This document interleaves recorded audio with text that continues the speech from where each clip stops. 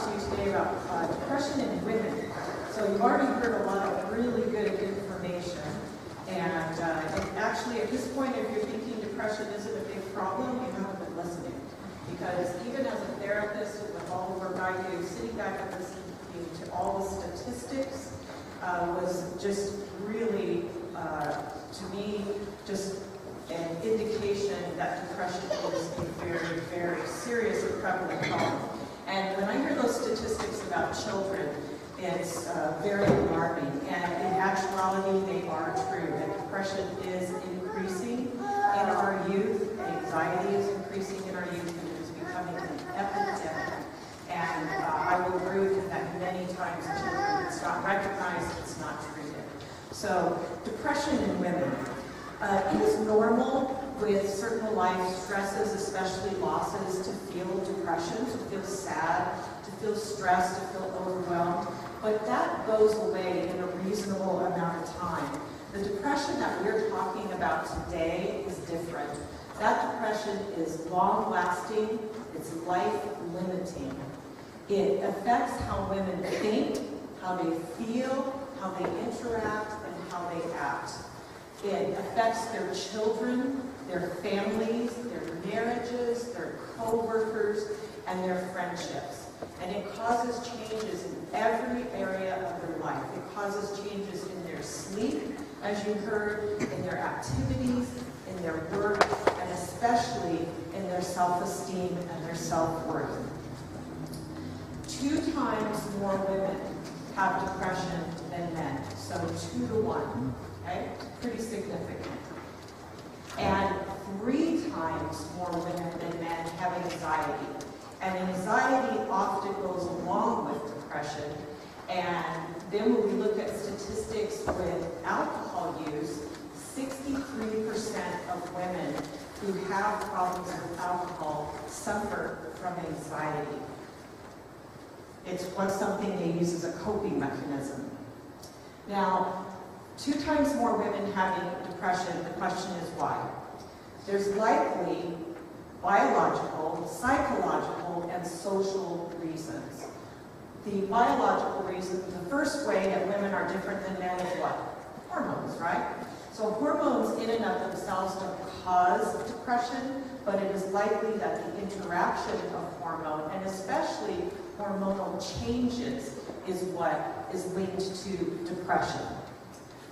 So now with PMS, or premenstrual syndrome disorder, women often get, for a very short time, days or maybe a week, or the most extreme 2 weeks, irritable mood changes, cranky, kind of feeling uncomfortable, feeling bloated, feeling a little bit different than they normally feel, but they're not seriously depressed. When you have depression that's associated with premenstrual changes, it is called premenstrual dysphoric disorder, and it can even be severe enough that you have suicidal thoughts. Now, same thing in pregnancy. We all know that women that are pregnant are emotional, right? But not necessarily depressed. So if depression comes along with pregnancy, then we're looking at perinatal depression.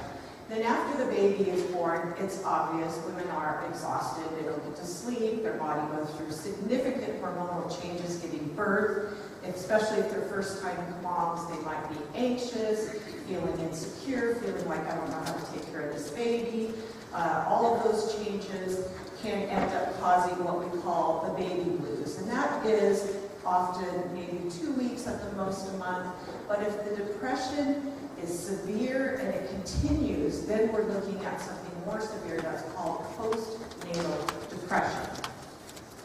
Then there's perimenopausal or menopausal depression. Now, it is a myth that it is normal to be depressed during when you're going through menopause. Depression is not a symptom of menopause. Symptoms of menopause are mood changes, sleep problems, hot flashes, things like that, but not actually depression. So if you have depression during menopause or prior to menopause, it's actually considered menopausal depression. Now, my working with women, it's very interesting to me. These symptoms that I just told you are not shocking to you, any of these that go along with women's hormonal changes.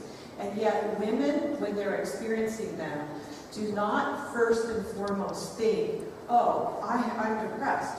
You know what they think? They think something's wrong with me, and they feel responsible for it. They blame themselves. They don't first go to that feeling of, I must have I must have some type of depression. My hormones are overworked. Women going through menopause who are crying, who are super sentimental, who are just feeling really down. Their first thought isn't, I wonder if I'm depressed. Women are very good at caretaking for other people. They are not really good often at caretaking for themselves and giving themselves the benefit of the doubt. Their first thought is to feel bad about themselves, to have low self-worth, to think something's wrong with me, I can't hold it all together, I'm not right. So often I have to say to a woman, do you understand that this crying, this tearfulness is related to menopause? It's normal, it's okay. Or do you think you might be depressed in addition to everything else that's going on? That is not the first thought that they have. Now, genetics. Genetics is a factor in some depressions, and it is more linked to depression in women than it is to men, especially between 15 and 30 years of age. And then chronic illness. More women have autoimmune disorders, things like fibromyalgia, arthritis, lupus, maybe related to stress issues, maybe related to hormones. But more women have autoimmune disorders, and autoimmune disorders are linked to depression, especially when you have chronic illness. It's very difficult. The life changes and adjustments that have to be made with chronic illnesses are significant. Then we get into psychological factors. How do women deal with depression? Women actually tend to do what's called ruminate, which is to obsess on or think about the depression. They talk about it more. Men tend to distract themselves. Now, when they do research, ruminating, not any surprise, increases the depression symptoms. Distracting yourself actually decreases the depression symptoms. Now, stress hormones. Progesterone actually interferes with the cortisol levels coming down as fast as they normally would. So with men, when they have stress and the cortisol is up, the cortisol can come down quicker than it can in women. So there's actually more, the stress hormones actually affect women more and are more likely to cause depression. Sexual abuse. I don't think I've ever dealt with a woman who's had a history of sexual abuse that doesn't have some aspect of depression at some point in her life. And women are suffer from sexual abuse much more than men. Negative body image. I teach a whole class called Truth in the Mirror, which is looking at self-image in women. And the women in my class have struggled, many of them, all of their lives with self-image issues. Maybe starting from childhood, the teenage years. As women, they take it upon themselves that it's their responsibility for their success of their family. If there's something that is going on in their family, I've had women sit there with tears in their eyes and say, my self-worth is 0 because my husband left me for another woman, and it's my fault because I wasn't good enough. Something was wrong with me. I wasn't able to keep him. So that body image starts when? Unfortunately now, it probably starts at about 5, 6 years old. We already see eating disorders in very young girls.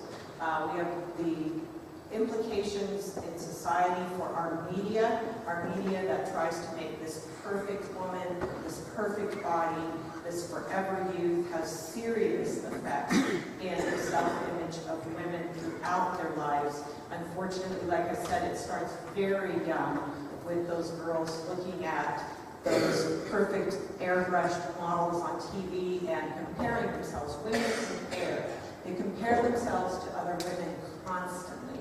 And that comparison that is at the level of the perfect body image is disastrous for women's self-esteem and self-image. That starts, like I said again, in early and definitely in the teenage years, which is actually right about the time that we see the doubling of depression in women is during puberty. So what are some of those social factors?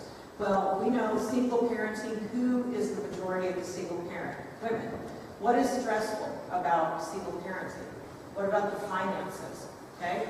Definitely, studies will show you that single parents have less financial resources. They have many more stressors. If you're a single parent, you're trying to work, you're trying to maintain the family, all of that is going on, that is going to cause an increase in stress. Stress is related to depression, definitely situational depression. How does situational depression work with depression? When you have significant life stressors, let's say if you're a single mom, you have financial problems, you've got problems with the father of the children who causes problems in your life, or who doesn't come, doesn't see the kids are depressed, the kids are stressed out, you've got problems at work, you've got maybe some health issues. All of these things kind of accumulate to the point where your body is under constant stress. You've got the emotional stress, you've got the life stressors, you've got the physical fatigue stressors. What do you end up with? Eventually, that situational depression puts your body into a state of neurochemical depression along with that. So all of those life factors matter. Then caregiving. Women are caregivers. They're the caregivers in their families, regardless of whether or not they're married, if they have children, if they're single parents. But many women are doing the handling of their elderly parents, helping them, still helping. Today we have more and more parents helping adult children financially, adult children with taking care of the kids, the different things that they need. So we've got that generation, and then we've maybe got the woman handling her own life problems, her own marriage relationship problems, and then we've got health problems, all of those things together. So caregiving puts women into a situation where they're doing so much that they themselves can become depressed. Divorce. We know that divorced women remarry less than men, right? So there's a higher likelihood that you're going to have women in their 50s, 60s, 70s.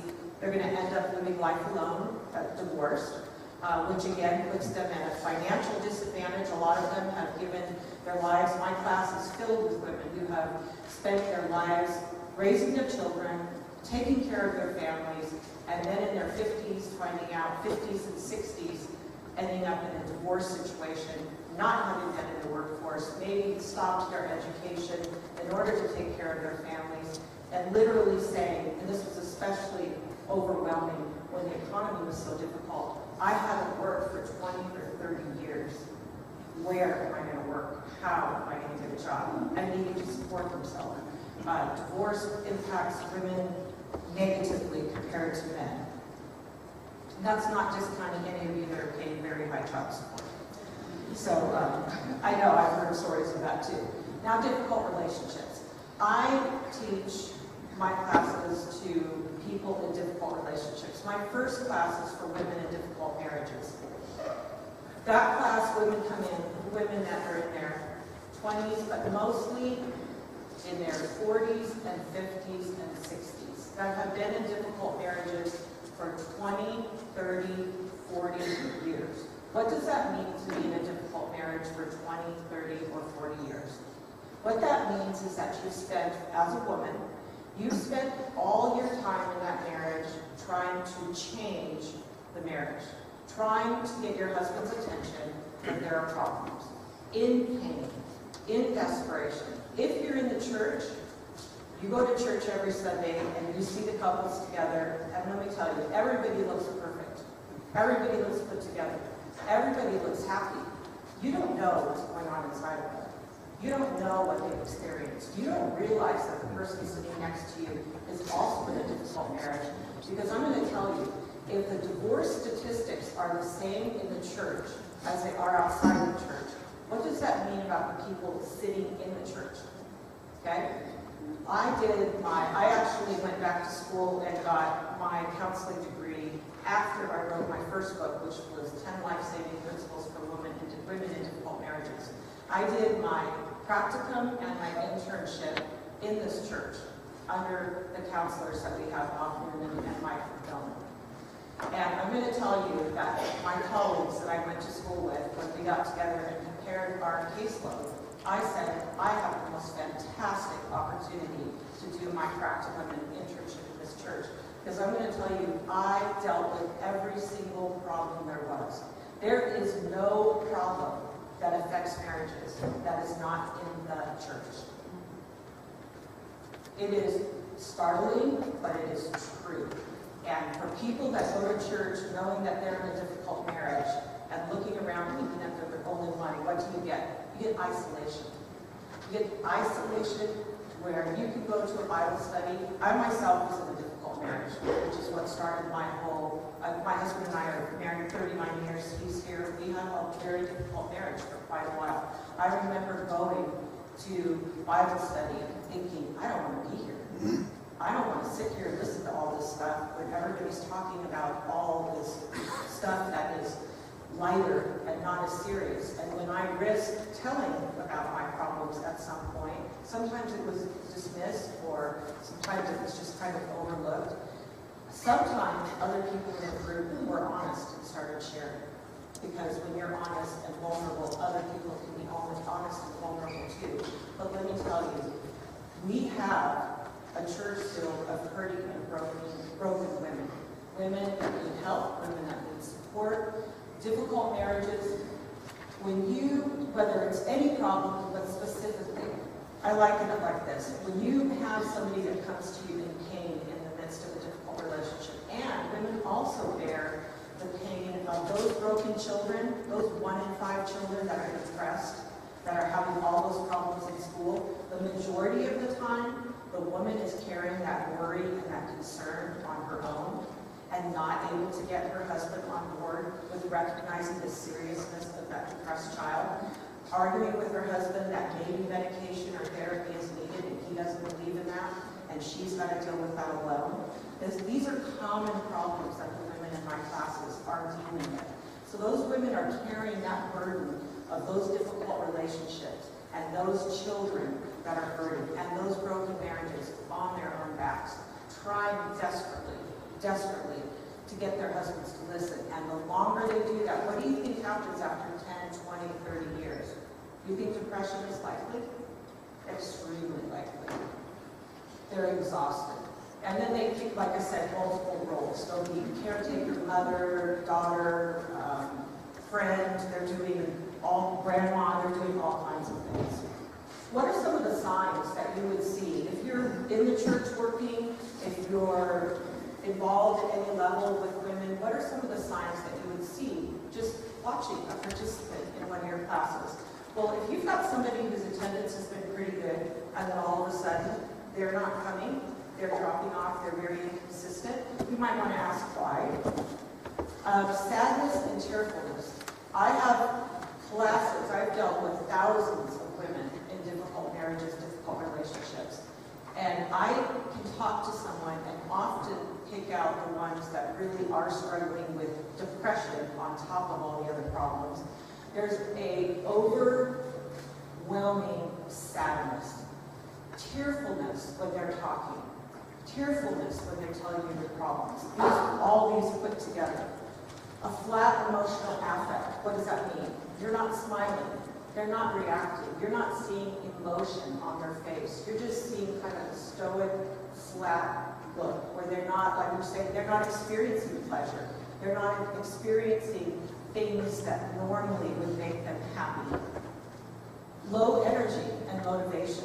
Okay? Low energy, so you're going to see somebody that's fairly lethargic, kind of tired, just seeming like they're not highly motivated. If this is a change, that's a definite sign. Withdrawn and isolated. In a group, in a women's study, they're going to sit it back. They're not going to talk. They're not going to interact. They're going to leave early. When it comes to the part that's the luncheon after the Bible study, they're going to slip out the back door. Or they're going to sit in the corner. Or they're going to be the one who's not talking, not interacting. Hopelessness and helplessness. I listen to all kinds of marital problems, all kinds of them. The women that are depressed are the ones that are presenting themselves as not only hopeless, but helpless to do anything about it. Feeling an inability, a lack of motivation to figure out how to even take step one. So you're going to see just overwhelming helplessness and hopelessness. Then low self-esteem and self-blame. Women, like I said, blame themselves. They'll blame themselves for the depression. They blame themselves for the marital problems. They blame themselves. Now, do they know that their husband has issues, that there's drinking, that there's an addiction, that there's sexual acting out, that there's anger, that there's resentment, narcissism, irresponsibility? Absolutely. But guess who they blame the majority of for not being able to fix it? Themselves. If they were good enough, if they had the right answers, if they were able to, women get their self-esteem from their relationships. When relationships are not going well, women are broken. Women are hurting. Women feel like a failure.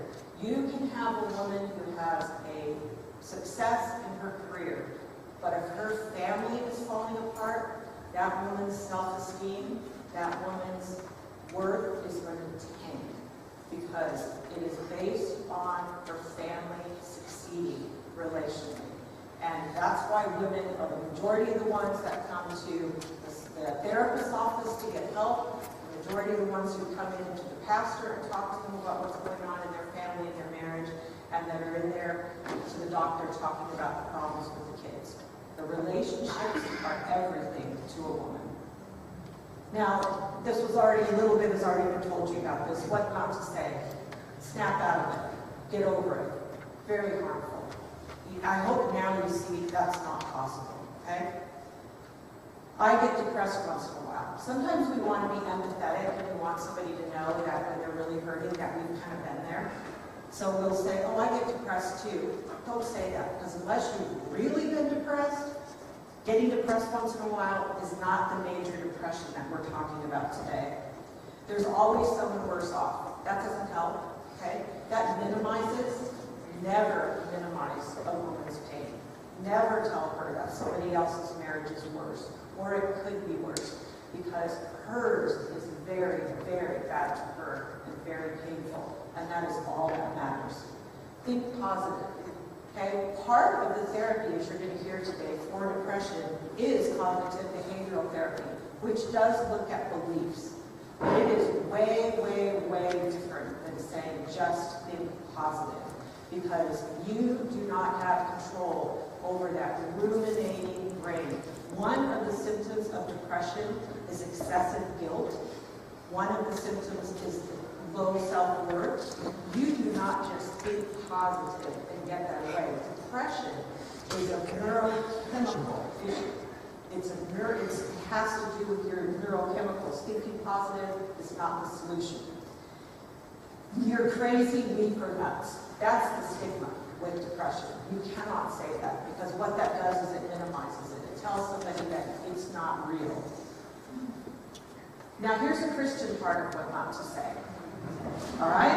So this is a little bit different. You might not have heard this one. I hear this all the time. God will give you more than you can bear. That's a misunderstanding of 1 Corinthians 10:13, which talks about God providing a way out of temptation, not more than you can bear. I know a lot of people who have given way more than they can bear. God will work your suffering out for good. That is a promise in Scripture, but that's not the right thing to say when somebody's struggling with depression. Because right then, that doesn't matter. It's the pain that matters. Let's rebuke the spirit of depression, okay? I don't know that anybody in our church says that. But what that says to the woman is your depression is just a depressive spirit. Does that mean she should go to the doctor and get help with medication? Should she go to therapy? No. She should just keep praying and rebuking that spirit. Does that help? No. Christians shouldn't be depressed. We have joy. Okay. Well, I can tell you, during every sermon on joy in church, every depressed woman is doing what? Crying. and blaming herself for not having joy. Is that accurate? No. Is that fair to say? No. Okay? Let's pray God heals you. Okay. I have a website. All right? I have a website. It's called Change My Relationship. It's in my bio. I've got papers on the table. You can come see what I have. I get emails from people, women all the time, saying, what is wrong? I've prayed for 10, 20, 30 years that God heals my marriage, that He changes my husband, that He takes away this mental illness of my child and myself, and it hasn't worked. God does not, I hope you see today that with all of the complexities of depression and the way that the brain is organized to help with depression is not an instant cure, okay? God does not take our memories of our past and our trauma out of our mind. He doesn't take the experiences that we have. We don't instantly have the things in our life that are causing depression taken out of our life so that the depression goes away. So when we say, I'm going to pray that God heals you, that gives a woman false hope, and it causes her to be discouraged when it doesn't happen, because it's not going to happen. What to say? This must be really hard. That's very affirming and validating. How can I help? That's open-ended. She gets to tell you what she needs most when you say, how can I help? You aren't alone. I'm here for the long haul. You aren't alone, I'm here does not mean you never talk to her again. It does not mean that you never call her, you never check up on her. You've got to be there. You're not crazy, it's real. How validating that is. That feels fantastic to have somebody in the church, especially a leader, say that to you. Don't worry about me. Women that are depressed since they're caretakers are worried about the effect they have on their family members. They feel worse about themselves when they think that they're causing their family members to be stressed and to be bothered and inconvenienced by it. It is very nice to hear that person that is standing there and helping you or you're depending on to say, I'm okay, I can handle this, I've got myself. Here are some helpful resources. That is the best thing that you can say. Here are some resources. Today, you have an entire room out there filled with resources. Take those, keep them, have them available, offer them, because that is saying, in James, it talks about somebody coming to you and saying, I'm cold, I need clothes, and I'm hungry. And when James is talking about having faith that has works, he says, if you say to that person, go, be blessed, be well, and you don't offer that person food and clothing, you've messed up. You've missed the point. And I would say to the church, when we have broken people, if we don't have resources and we don't have things to give the broken people that are hurting, we don't have resources for the ones in difficult marriages, we don't have resources for those that are suffering from mental illness, then we're saying, go be blessed, and not giving them clothing and giving them food. Some hindrances. Fear of using the word depression. You've got to use the word depression. It's what it is, okay? We don't want to water it down. Fear of being wrong. If I say something, maybe if I say, you know, what you're sounding to me like you might be depressed. I've seen you, I've watched this, maybe it's depression that's going on. Fear of saying that and being wrong, it's better to be right, better to be wrong than miss being right. And then denial. A lot of women are going to say to you, oh no, it's not depression, I'm not depressed. Just ignore that and say, why don't you go get it checked out anyway? Okay, give that woman support and affirmation and say, it would help just to get it checked out. Go take care of yourself. Women need reminders and to take care of themselves, that it's okay, that they're important. Offer compassion. You can tell today how serious depression is. You want to let her know that you get it, that you understand she's struggling. Support. Support might be something practical. If you've got a woman in your life, a sister, a friend, that is depressed, you might say, let me take care of your kids while you go to your therapy appointment. Let me help you look for a therapist. Let me make some calls for you. Let me make you dinner once in a while. And to your best friend or a good friend, I'm coming over to pick you up and we're having a girls' night. That's it. You're not saying no. There was a group of women that were in my classes that stayed friends, and one of the women was very depressed. And we would have group get-togethers, girls' night out, and this woman wouldn't come. The women in that group drove to her house, knocked on the door, and said, "You're coming." And they took her, and they brought her, and they had her be there. They had her back. They let her know that that depression was not going to keep her from being a part of that group. Offer objectivity. Listen to her story from her point of view. Don't have the answers. Don't tell her what's going on. There is a lot of pain. I'm going to tell you the variances, the difficult marriages and relationships out there. There's so many. Each woman has her own perspective and her own experience, and she needs a voice, and she needs to be heard. And then detachment. What is the main reason that people stop helping someone that is depressed? You want to know why? Because it's depressing to be around somebody that's depressed. I'll be honest. It's hard. When you've got somebody that's depressed, I liken it to being at the bottom of a 30-foot hole, and you've got to claw your way out of that hole. And when you're depressed, you don't have motivation to do that, so you don't want it. And you don't have the strength because you're too exhausted. And if you ever do barely pull yourself up that hole, you slide right back down. That's depression. How do you get better? It's a process. Therapy, medication, support, changing beliefs. It takes a while. There is a way to do it, but you've got to recognize that you've got to keep yourself detached and separate from that and be able to not let that drag you down. And remember that it's not your job to fix it. Anybody that you're working with or that you're involved with in church or that you are a friend with, you cannot fix depression. You cannot fix somebody's mental illness. You cannot make it go away. It's not your fault that somebody in your family is depressed. It's not your fault that that's going on. So you have to stay detached enough that it doesn't cause you to leave and stop being a friend or a help to that person. And hope.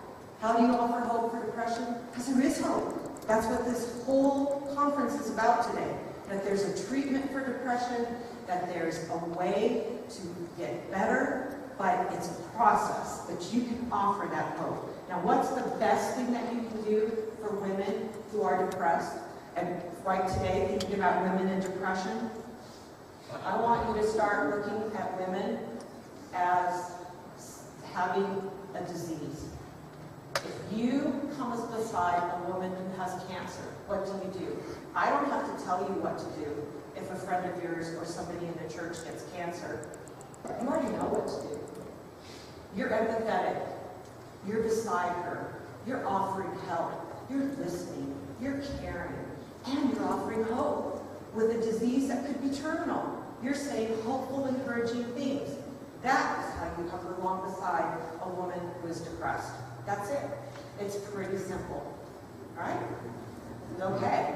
That's it. Thank you. Oh, let me tell you real quick. My website, Change My Relationship. I have all my books for women in difficult marriages, all difficult relationships, not just women, self-image. I teach classes here for difficult relationships, self-image, boundaries, and I have all kinds of flyers and things on my table which will give you more information about my ministry and my website. Thank you.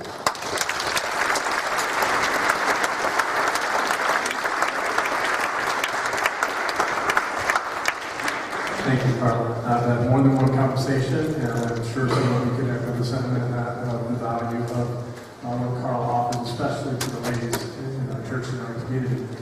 I know as a pastor, one of the things that I read some time back, the churches are ill-equipped to handle, especially this particular, I was talking about marriage, but ill-equipped to handle the problems that are brought to them. The argument in this article that was in Christianity Today was because by the time it gets brought to the leadership or to someone for assistance, it's so far beyond their reach. What has happened is now needing counselor, needing something further. And I think one of the things I want to say here is the sooner we respond and acknowledge that there's an issue, the more likely we are to get some assistance in that problem. The longer we wait, the harder it gets, the worse it gets, the more difficult it is to get the assistance we need to get help. So part of this day is informational, part of it is resource at the table there, part of it is interaction with one another. So we're grateful for that. We're going to take a break, get up, stretch. There's snacks outside. The restrooms are back here. They're also in building 4, which is where all the booths are. And they're also right outside this door in the building next door, number 6. We're going to start again at 10:30. So head back in here.